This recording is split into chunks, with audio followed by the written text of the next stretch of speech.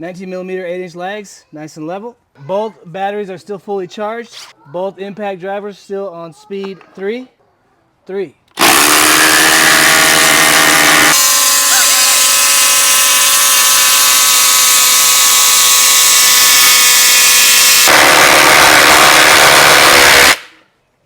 Okay, the Hercules did hit first. Here's the Hercules, and there's the Flex. Are nice and level, 3.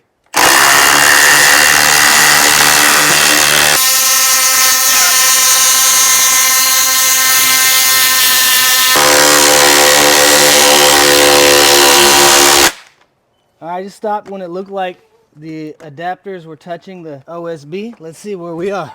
That's such a close call. We're gonna have to do some more comparisons between the Milwaukee and the Hercules. Right now, it's a tie to me.